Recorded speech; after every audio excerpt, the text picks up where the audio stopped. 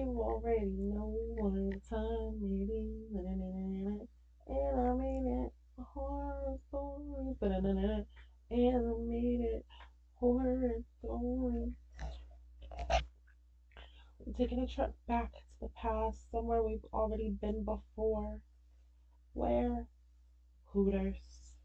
Mm, mm, mm. Everybody loves Hooters, but what do they have beyond Hooters? See my hands beyond Hooters,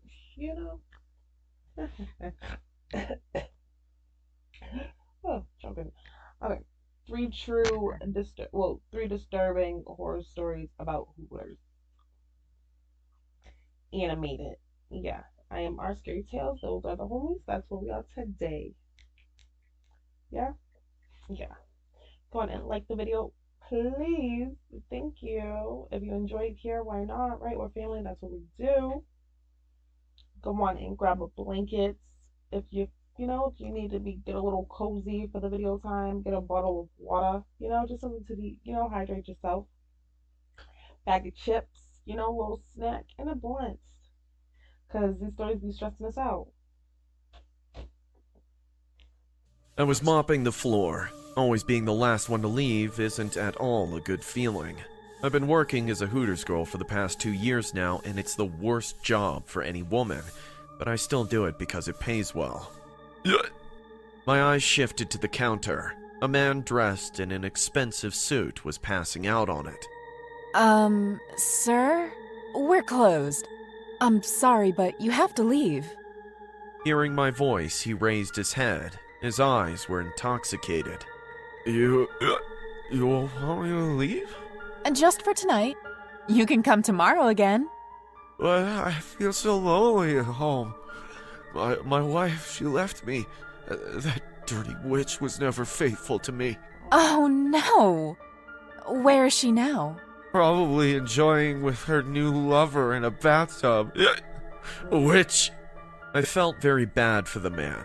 He was good looking and rich, yet after all that, he wasn't happy.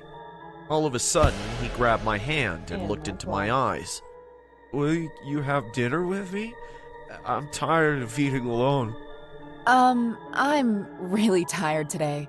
Why don't you come here tomorrow and I will give you my entire attention? He took out $200 bills and asked, What if I pay you? It's only dinner. I swear I'm not a creep. I live in a pretty decent neighborhood. His sad voice melted my heart. Also, $200 just to have dinner that also comes free? Hell yeah. I agreed and we got into his shiny, luxurious Mercedes. He started driving and I rolled down the window. So, you live alone, huh? Yeah, so alone that I get scared of my breath sometimes. We didn't talk and finally reached his villa. It was a big house. He parked the car and walked me in. I sat down on the comfy couch. The man asked me if I would like spaghetti and I nodded yes. The dinner was fun and I started liking him. I felt so heartbroken that a nice guy like him got cheated. I had a nice time, sir. I should leave now. Why don't you stay here? What? No, I don't mean to make you uncomfortable. I have the guest bedroom empty. No, I can't stay here. I'll pay you $1,000 just to sleep here. I'm scared to be alone in this house. Boy. Please? $1,000 for a night? All that money could help me to make my life better. I couldn't say no. He took me to his wife's bedroom and gave me one of her sleeping suits to wear. Whoa, she even left her clothes, huh? Yeah, she doesn't need them anymore. I didn't say anything anymore. Just changed into the nightdress and went to sleep in the guest bedroom. It was really weird that the man paid me such a hefty amount just to crash at his place, but I didn't think much. Once I got into the room, I locked it from inside and fell asleep. Half an hour later, I heard a crying sound coming from the living room. It sounded like that man. I came out and saw that he was talking to someone standing out of his bedroom. Just leave! I don't want you here anymore! Realizing that his wife has come back, I fell into an awkward situation. I mean, nothing happened between us, but if his wife saw me, she will think something else. I changed back into my clothes and was about to leave when I heard a loud gunshot. Holy shit! I came out to the living room and found smoke coming out of the man's bedroom. My heartbeat got faster. I tiptoed to take a look. Was it what I was thinking? As I peeked in, I found the man lying on the floor. Smoke was coming out of his head. A gun was held in his right hand. I was in a house where the owner just shot himself. My legs started to shake. What will I do now? Should I call the cops? That's when I noticed the main door. It was locked, which means his wife is still here in the house. I called out to her, having no other option. Ma'am? You here? I think your husband just... He deserved that! Her voice came from the bathroom. She sounded so cruel. I wanted to give her a tight slap and then call the cops to explain how this unfaithful wife drove her husband to commit suicide, but once I stepped into the bathroom, things took a completely different turn. I could see a woman sitting in the bathtub. The lights were off, so I couldn't see her face. I screamed at her. What kind of a person are you? Your husband just killed himself, and here, you're enjoying a bath? Why do you care? Did a single night make you fall in love with him? Shut up! What do you know about love? I'm calling the cops, and I'll tell them how you're the one responsible for his death. Go ahead. I was stunned to see her reaction. It was like she had no fear, no regret, no shame. I dialed 911, and my hands automatically went to the light switch. I wanted to look into her eyes and tell her what kind of a pathetic human being she is. But once the lights hit the bathroom floor, my phone fell from my hand and shattered. In that bathtub lay a bloody body of a woman. Her neck was slit, and her eyes were looking directly at me. The water in the tub was all red with her blood. If she's dead, then who was I talking to all this time? Who did this man talk to a few moments back? I picked up my broken phone and ran the hell out of that house. It was now clear to me that this man killed his wife hours back and came to Hooters to drown himself in sorrow. But the fact that somehow he was seeing the spirit of his wife gave me goosebumps. Maybe that's why he asked to stay the night with him. He was not lying. He was scared to be alone in this house with the dead body of his wife. This is all his fault. Anybody tell him to kill his wife? I remember it like it was just yesterday. My girlfriend and I just broke up and I needed something to take my mind off her. So, I decided to go to a Hooters bar. Oddly enough, there was one across the street from my apartment, so I went to check it out. Walking quickly to escape the rain, I mistakenly bumped into a huge man in a trench coat and a baseball cap at the bar's entrance. The man had the physique of a grizzly bear and the eyes of a man on death row. "I'm so sorry, bro, I didn't see you there." I apologized, but he didn't say a word. All I heard was an eerie hiss, and then I noticed his skin was pale and sickly, like a rotting corpse. His body sagged and his face looked like it was held together with staplers. I noticed his nose had fallen off due to our collision, leaving a red, fleshy hole on his face. The strange man bent down and picked up his nose, and then without a word, he walked into the alley. A little shaken, I entered the bar and sat at a table. A beautiful blonde waitress strutted over to me. This lady was quite the looker. She had curves in all the right places. The name's Molly. What can I get you, handsome? She got me a drink and we started talking, or flirting was more like it. I invited her to my apartment and she asked me to return when the bar closed at around 11 p.m. so we could go there together. Later that night, I returned but found no one at the bar. The door was open, so I let myself in. Suddenly, Molly burst through the kitchen door with blood smeared all over her clothes. Please, you gotta help me! Some maniac is after me! He chased me into the kitchen!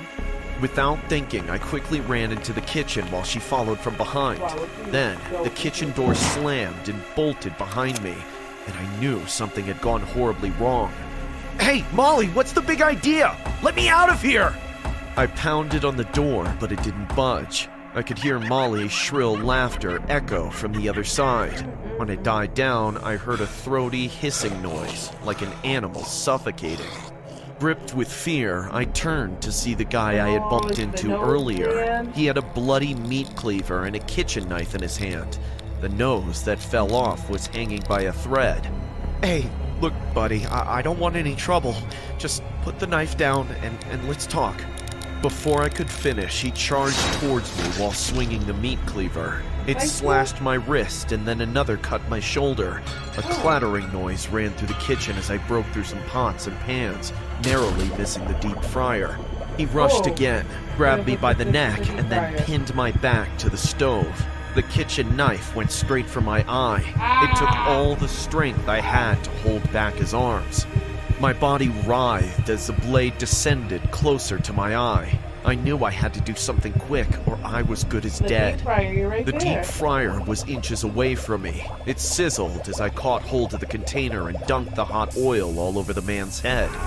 He shrieked as his face melted into a gooey mess of flesh and bones, but I wasn't done yet. Still on an adrenaline high, I snagged a coffee maker off the counter, tackled the man to the ground, and then hammered away at his face until he stopped moving.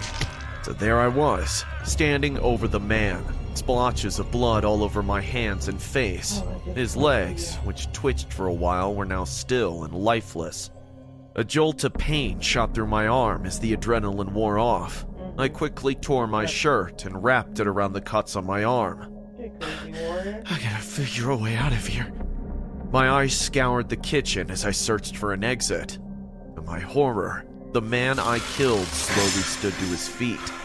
Then, fleshy, barbed tentacles exploded from his mouth, eyes, and ears.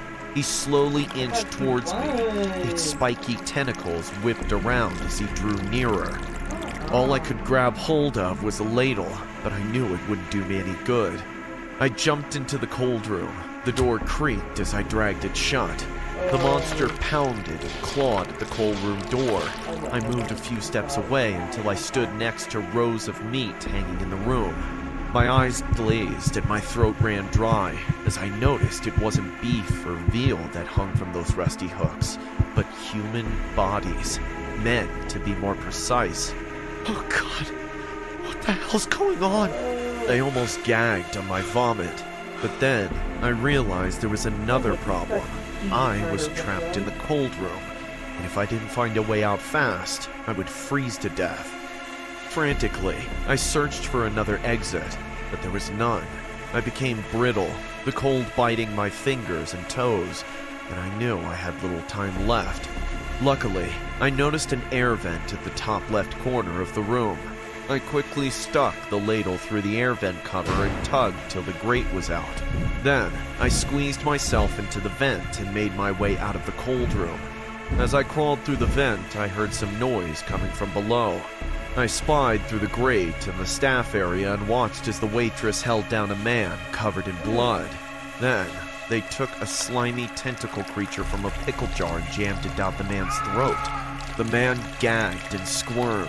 His legs kicked in every direction while the waitress laughed. Soon, he was completely under their control.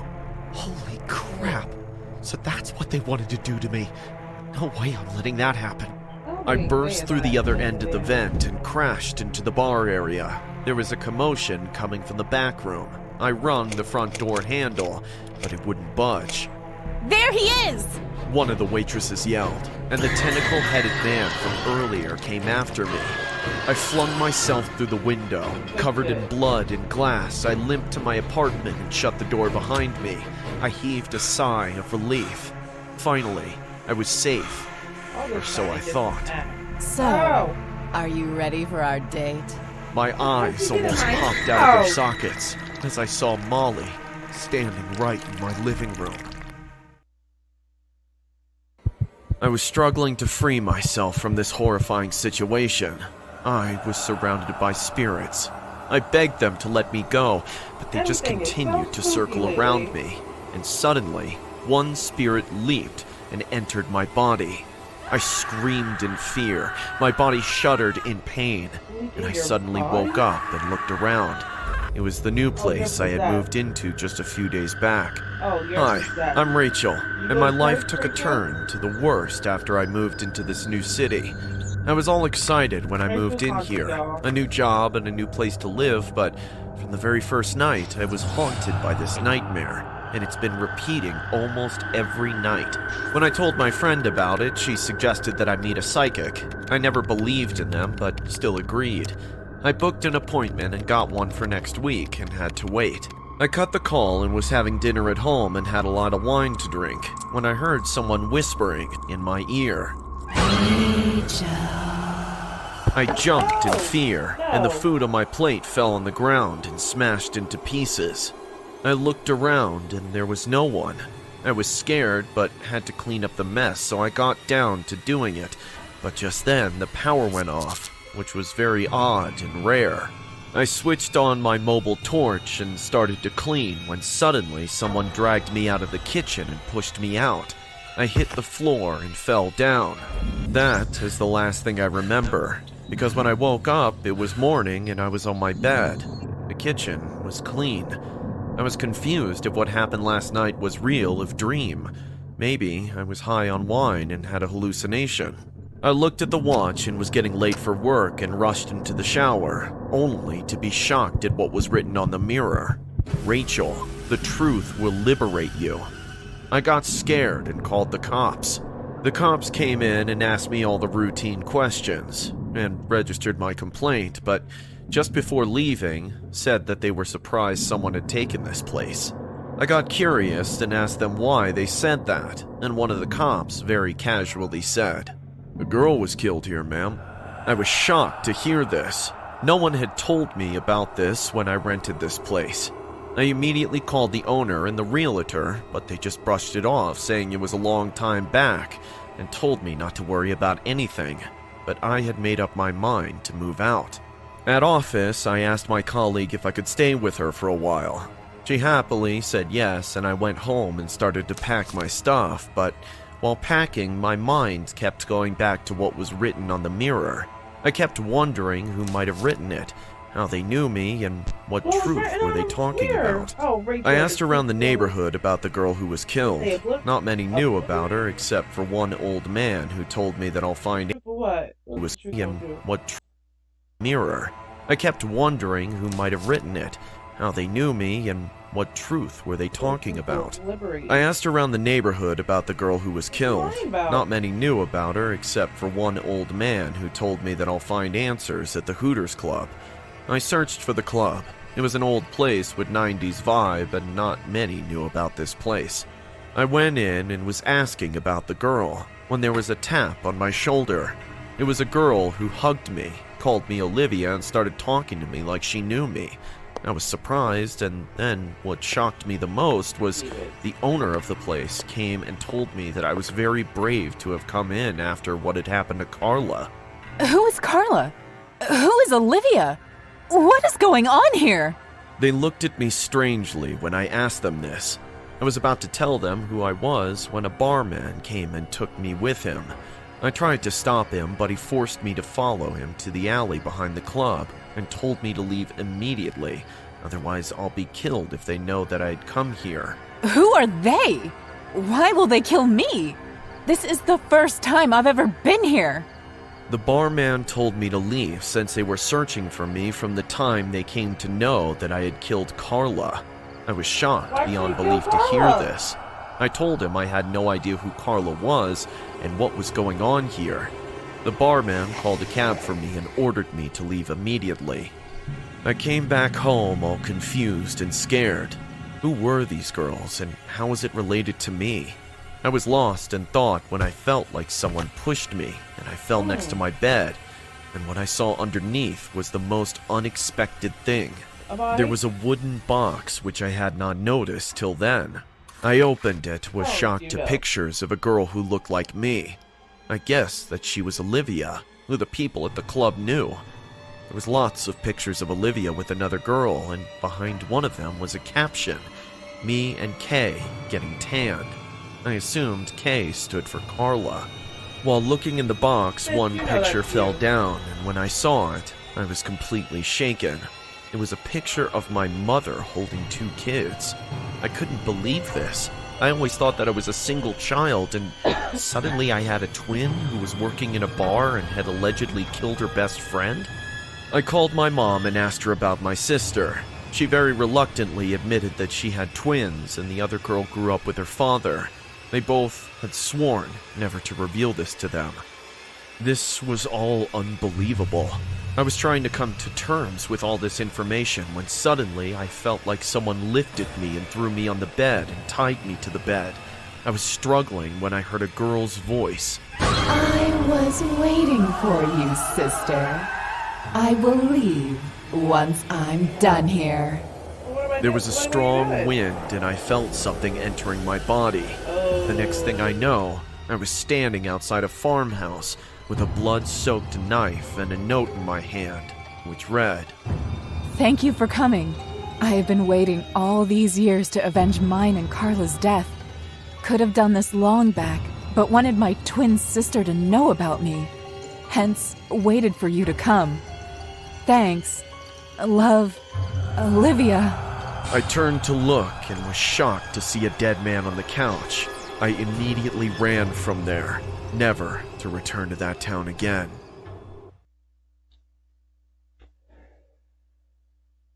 Okay, so I'm gonna guess that that man had killed Carla and the friend, and that's why Olivia possessed her sister and had her kill dude, but you ain't had to possess her. I can't stand when they be possessing people because you ain't gotta, don't take over my body and do nothing. You better ask. Write a little letter. You did the letter because you was possessed, but, what was it? I don't know. I don't know. Don't be possessing people. Um, that was okay. Definitely not what I was expecting. I think the first story was probably my favorite. Let me know your favorites. One, and would you ever work at a Hooters? Have you ever worked at a Hooters? What's your experience? You know? Answer my questions in the comments, please. I love you guys. And until next time, bye bye.